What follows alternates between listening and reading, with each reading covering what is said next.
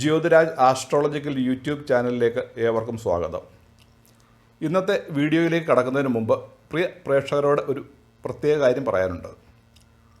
ചിലർ പേരുകൾ വെളിപ്പെടുത്താതെ യൂസർ എന്ന ഐഡിയിൽ പല വീഡിയോകളുടെ അടിയിലും വന്ന് വിചിത്രങ്ങളായ കമൻറ്റുകൾ ഇടുന്നത് പതിവാകുന്നു. 2 ദിവസം മുമ്പ് ലക്ഷ്മി കടാക്ഷമുള്ള നക്ഷത്രം ആയില്യം നക്ഷത്രം എന്ന വീഡിയോയ്ക്ക് താഴെ വന്ന ഒരു കമൻറ്റാണ് ഇത് പറയാൻ എന്നെ പ്രേരിപ്പിച്ചത്. ഇതേപോലെ പല വീഡിയോകൾക്ക് താഴെയും മുമ്പും കമൻറ്റുകൾ വന്നിട്ടുണ്ട്. ചിലർ പറയുന്നത് ഈ വീഡിയോയിൽ പറയുന്ന കാര്യങ്ങൾ 40 വർഷം മുമ്പ് ഞാനൊരു പുസ്തകത്തിൽ വായിച്ചതാണ്, സ്വന്തമായി എന്തെങ്കിലും കാര്യങ്ങളുണ്ടെങ്കിൽ പറയൂ എന്നും മറ്റു ചിലർ പുസ്തകം നോക്കി വായിക്കുകയാണ് എന്നും മറ്റുമാണ്. പ്രിയ പ്രേക്ഷകർ, ഒരു കാര്യം മനസ്സിലാക്കുക. ജ്യോതിഷം എന്ന് പറയുന്നത് ഞാനുണ്ടാക്കിയ ഒന്നല്ല. സ്കന്ദൻ, ബ്രഹ്മാവ്, സൂര്യൻ മുതലായ ദേവന്മാരും പരാശരൻ, ഗർഗൻ, ഭൃഗു മുതലായ മഹർഷിമാരും വരാഹമിഹിരൻ മുതലായ ജ്യോതിഷ ആചാര്യന്മാരും രചിച്ചിട്ടുള്ള ഒന്നാണ് ജ്യോതിഷ ഗ്രന്ഥങ്ങൾ. ഇവയിലൊക്കെ പറയുന്ന മിക്ക കാര്യങ്ങളും ഏകദേശം ഒന്നുപോലെ തന്നെയാണ്. ഈ ഗ്രന്ഥങ്ങളൊക്കെ പഠിച്ചിട്ട് തന്നെയാണ് ജ്യോതിഷം പഠിച്ചിട്ടുള്ള എല്ലാവരും പ്രവചനം നടത്തുന്നത്. അതിനാൽ തന്നെ പല ജ്യോത്സ്യന്മാരുടെയും പ്രവചനങ്ങളിൽ സാമ്യതയുണ്ടാകും. റഫറൻസായി എടുക്കുന്ന ഗ്രന്ഥങ്ങളിൽ പറയുന്ന കാര്യങ്ങൾ വിശകലനം ചെയ്ത് തന്നെയാണ് എല്ലാവരും ഫലപ്രവചനവും മറ്റും നടത്തുന്നത്. പ്രേക്ഷകർ സ്കൂളുകളിലും കോളേജുകളിലും മറ്റും പഠിക്കുമ്പോൾ അധ്യാപകർ മറ്റാരോ എഴുതിയ പുസ്തകങ്ങളോ അഥവാ അവയിൽ നിന്നുണ്ടാക്കിയ നോട്ടുകളോ അഥവാ അവ ഹൃദയസ്ഥമാക്കുകയോ മറ്റുമാണല്ലോ പഠിപ്പിക്കുന്നത്. അപ്പോൾ ആരെങ്കിലും പറയാറുണ്ടോ, സാർ മറ്റുള്ളവർ ഉണ്ടാക്കിയ പുസ്തകങ്ങൾ നോക്കി പഠിപ്പിക്കാതെ സ്വന്തമായി പുസ്തകം ഉണ്ടാക്കിയിട്ടുണ്ടെങ്കിൽ അവ നോക്കി പഠിപ്പിക്കുവാൻ? പിന്നെ എന്തിനാണ് മറ്റ് ഒരു മേഖലയിലും ഇല്ലാത്ത അയിത്തം ജ്യോതിഷത്തിന് മാത്രം ചാർത്തി കൊടുക്കുന്നത്? ഞാനും മേൽപ്പറഞ്ഞ ഋഷീശ്വരന്മാരുടെയും ആചാര്യന്മാരുടെയും മറ്റും ഗ്രന്ഥങ്ങൾ പഠിച്ചിട്ട് അതിനെ വിശകലനം ചെയ്തിട്ട് തന്നെയാണ് വീഡിയോകൾ തയ്യാറാക്കുന്നത്. അതിനാൽ മറ്റുള്ളവയുമായി സാമ്യതയുണ്ടാകാം, അല്ലാതെ എനിക്ക് വായിൽ തോന്നുന്നു വിളിച്ചു പറയുകയല്ല. അതുപോലെ ദിവ്യദൃഷ്ടിയിൽ കണ്ട് പറയുവാൻ ഞാനൊരു ദിവ്യനുമല്ല, നിങ്ങളെപ്പോലെ സാധാരണ ഒരു മനുഷ്യൻ മാത്രം. ഇത് പറയുവാൻ എനിക്ക് ഒരു മടിയുമില്ല. ഇനി ഏതെങ്കിലും മഹാന്മാർ ഈ ഗ്രന്ഥങ്ങളൊന്നും പഠിക്കാതെ വായുവിൽ നിന്നും ദിവ്യദൃഷ്ടി കൊണ്ട് കണ്ടെത്തിയിട്ടാണോ പറയുന്നതെന്ന് എനിക്കറിയില്ല. അങ്ങനെയുള്ളവർ ഉണ്ടെങ്കിൽ ഈ വീഡിയോയ്ക്ക് താഴെ വന്ന് കമൻറ്റ് ചെയ്യട്ടെ. ഇനി നമുക്ക് ഇന്നത്തെ വീഡിയോയിലേക്ക് കടക്കാം. നമ്മൾ വീട് പണി തുടങ്ങുവാൻ വേണ്ടി നല്ലൊരു മുഹൂർത്തം വാസ്തുവിദഗ്ധനെ കൊണ്ടോ ജ്യോത്സ്യനെ കൊണ്ടോ എടുപ്പിച്ചാണ് സാധാരണ വീട് പണി തുടങ്ങാറുള്ളത്. ഇങ്ങനെ മുഹൂർത്തം നോക്കുമ്പോൾ ഗൃഹാരംഭത്തിന് പറ്റിയ മാസങ്ങൾ, നക്ഷത്രങ്ങൾ, തിഥികൾ, ആഴ്ചകൾ, മുഹൂർത്തം കൊള്ളേണ്ട ശുഭരാശികൾ, മുഹൂർത്തം കൊള്ളുന്ന രാശിയുടെ 4-ാം ഭാവത്തിലും 8-ാം ഭാവത്തിലും വരുന്ന ഗ്രഹസ്ഥിതികൾ, ഷഡ്ദോഷങ്ങൾ, ഗൃഹനാഥൻ്റെയോ ഗൃഹനാഥയുടെയോ കർത്തൃദോഷങ്ങൾ എന്നിങ്ങനെ പല കാര്യങ്ങളും പരിഗണിച്ചു വേണം ശുഭമായ ഒരു മുഹൂർത്തം കണ്ടെത്തുവാൻ. എന്നാൽ വാസ്തുശാസ്ത്രപ്രകാരം ചില പ്രത്യേക വാസ്തു മുഹൂർത്തത്തെക്കുറിച്ച് പറയുന്നുണ്ട്.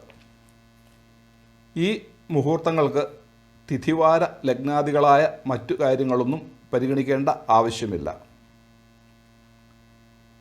ഈ മുഹൂർത്തം വാസ്തുപുരുഷനെ അടിസ്ഥാനമാക്കിയുള്ളതാണ്. വാസ്തുപുരുഷൻ മിഥുനം, കന്നി, ധനു, മീനം എന്നീ കോൺ മാസങ്ങളിൽ മുഴുവൻ സമയ നിദ്രയിലാണ്. അതായത് ഈ കോൺ മാസങ്ങളിൽ വാസ്തുപുരുഷൻ ഉണരുന്നതേയില്ല. അതിനാൽ ഈ മാസങ്ങളിൽ ഗൃഹാരംഭം തുടങ്ങുവാൻ പാടില്ല. ബാക്കി വരുന്ന 8 മാസങ്ങളായ മേടം, ഇടവം, കർക്കിടകം, ചിങ്ങം, തുലാം, വൃശ്ചികം, മകരം, കുംഭം എന്നീ മാസങ്ങളിൽ ഓരോ ദിവസം വീതം ചില പ്രത്യേക സമയങ്ങളിൽ വാസ്തുപുരുഷൻ ഉണർന്നിരിക്കുന്നു. ആ സമയം ഏതൊക്കെയാണെന്ന് നോക്കാം. മേടമാസം 10-ാം തീയതി, അതായത് സൂര്യൻ അതിൻ്റെ അത്യുച്ചത്തിൽ നിൽക്കുന്ന ദിവസം, വാസ്തുപുരുഷൻ 5-ാം നാഴികയ്ക്ക് നിദ്രവിട്ട് ഉണരുന്നു. ഈ ദിവസത്തെ നമ്മൾ 10-ാമതമായിട്ടും ആഘോഷിക്കാറുണ്ട്. ചില ദേവീക്ഷേത്രങ്ങളിൽ ഈ ദിവസം പ്രത്യേക പ്രാധാന്യത്തോടെ ആഘോഷിക്കുന്നു. അടുത്തതായി ഇടവമാസം 21-ാം തീയതി 8-ാം നാഴികയ്ക്ക് വാസ്തുപുരുഷൻ നിദ്രവിട്ട് ഉണരുന്നു. കർക്കിടക മാസം 11-ാം തീയതി 2-ാം നാഴികയ്ക്കും ചിങ്ങമാസം 6-ാം തീയതി 1-ാം നാഴികയ്ക്കും തുലാമാസം 11-ാം തീയതി 2-ാം നാഴികയ്ക്കും വൃശ്ചികമാസം 8-ാം തീയതി 10-ാം നാഴികയ്ക്കും മകരമാസം 12-ാം തീയതി 8-ാം നാഴികയ്ക്കും കുംഭമാസം 20-ാം തീയതി 8-ാം നാഴികയ്ക്കും വാസ്തുപുരുഷൻ നിദ്രവിട്ട് ഉണരുന്ന സമയമാണ്. മേൽപ്പറഞ്ഞ ഓരോ മാസങ്ങളിലും വാസ്തുപുരുഷൻ ഉണർന്നു കഴിഞ്ഞാൽ 3:45 നാഴിക അഥവാ 1.5 മണിക്കൂർ സമയം കൊണ്ട് ദന്തശുദ്ധി, സ്നാനം, പൂജ, ഭോജനം, താംബൂലചർവണം എന്നീ 5 കാര്യങ്ങൾ യഥാക്രമം നിർവഹിക്കുന്നു. അപ്പോൾ ഓരോ കർമ്മങ്ങളും ചെയ്യാൻ 3/4 നാഴിക അഥവാ 18 മിനിറ്റ് വീതം സമയമെടുക്കുന്നു. ഇതിൽ അവസാനത്തേതായ താംബൂല ചർവണ സമയമാണ് ഗൃഹാരംഭത്തിന് ഏറ്റവും ശുഭമായിട്ടുള്ളത്.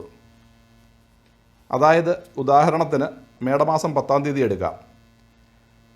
മേടമാസം 10-ാം തീയതി 5-ാം നാഴികയ്ക്കാണല്ലോ വാസ്തുപുരുഷൻ നിദ്രവിട്ട് ഉണരുന്നത്. 5-ാം നാഴികയ്ക്ക് ഉണർന്നു കഴിഞ്ഞാൽ 18 മിനിറ്റ് വീതമുള്ള 5 കൃത്യങ്ങൾ വാസ്തുപുരുഷൻ നിർവഹിക്കുന്നു.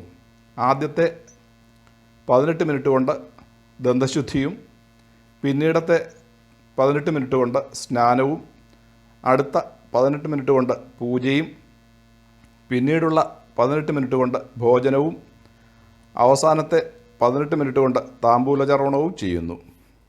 ഈ അവസാനത്തെ 18 മിനിറ്റ് സമയമായ താംബൂലചർവണ സമയമാണ് ഗൃഹാരംഭത്തിന് ഏറ്റവും ഉത്തമമായിട്ടുള്ളത്.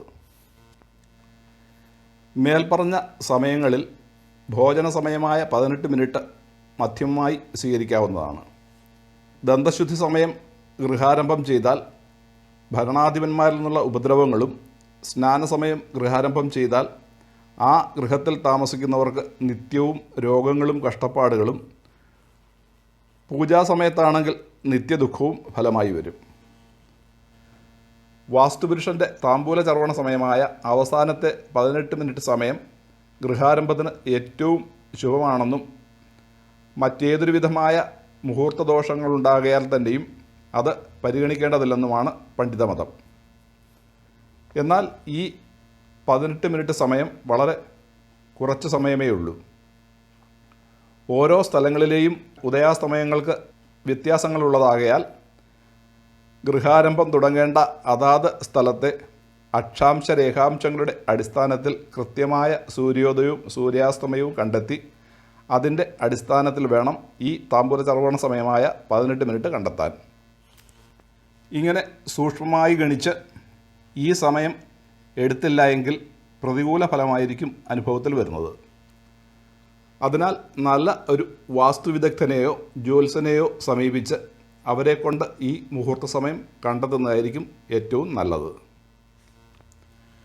വാസ്തുപുരുഷൻ മീനം, മേടം, ഇടവം എന്നീ 3 മാസങ്ങളിൽ പടിഞ്ഞാറ് ശിരസും കിഴക്ക് പാദങ്ങളും വടക്കോട്ട് മുഖവുമായി ശയിക്കുന്നു. മിഥുനം, കർക്കിടകം, ചിങ്ങം എന്നീ 3 മാസങ്ങളിൽ വടക്ക് ശിരസും തെക്ക് പാദങ്ങളും കിഴക്കോട്ട് മുഖവുമായി ശയിക്കുന്നു. കന്നി, തുലാം, വൃശ്ചികം എന്നീ 3 മാസങ്ങളിൽ കിഴക്ക് ശിരസും പടിഞ്ഞാറ് പാദങ്ങളും തെക്കോട്ട് മുഖവുമായി ശയിക്കുന്നു. ധനു, മകരം, കുംഭം എന്നീ 3 മാസങ്ങളിൽ തെക്ക് ശിരസും വടക്ക് പാദങ്ങളും പടിഞ്ഞാറോട്ട് മുഖവുമായി ശയിക്കുന്നു. ഇപ്രകാരം ശയിക്കുന്ന വാസ്തുപുരുഷൻ്റെ ശിരോഭാഗത്തിലും പാദഭാഗത്തിലും ഗൃഹാരംഭം പാടില്ല. അതായത് ഈ ഭാഗങ്ങളിൽ ആദ്യം കല്ലിടാൻ പാടില്ലെന്നാണ് വാസ്തുമുഹൂർത്തത്തിൽ പറയുന്നത്. വാസ്തുപുരുഷൻ അതാത് മാസങ്ങളിൽ ശയിക്കുന്നതനുസരിച്ച് വാസ്തുപുരുഷൻ്റെ പാർശ്വഭാഗങ്ങളിൽ വേണം ഗൃഹാരംഭം നടത്തേണ്ടത് എന്നാണ് വാസ്തുമുഹൂർത്തത്തിൽ പറയുന്നത്. അപ്പോൾ ഇന്ന് ഈ വീഡിയോ ഇവിടെ നിർത്തുന്നു. ഈ വീഡിയോ ഇഷ്ടമായാൽ ലൈക്ക് ചെയ്യുവാനും ഷെയർ ചെയ്യുവാനും ഈ ചാനൽ സബ്സ്ക്രൈബ് ചെയ്തിട്ടില്ല എങ്കിൽ സബ്സ്ക്രൈബ് ചെയ്യുവാനും ഇനിയിടുന്ന വീഡിയോകളുടെ മുന്നറിയിപ്പ് കിട്ടുന്നതിന് വേണ്ടി ബെല്ലൈക്കൺ അമർത്തുവാനും മറക്കരുത്. അതുപോലെ തന്നെ ഈ വീഡിയോ കണ്ടു കഴിഞ്ഞാൽ ഇത് ബന്ധുക്കളുടെയും സുഹൃത്തുക്കളുടെയും അറിവിലേക്കായി ഷെയർ ചെയ്യുകയും ചെയ്യുക. പ്രേക്ഷകരുടെ അഭിപ്രായ നിർദ്ദേശങ്ങൾ ഈ വീഡിയോയ്ക്ക് താഴെ കമൻറ്റ് ബോക്സിൽ രേഖപ്പെടുത്തുവാനും മറക്കരുത്. അടുത്ത പുതിയൊരു വീഡിയോയുമായി വരുന്നതുവരേക്കും എല്ലാവർക്കും നമസ്കാരം.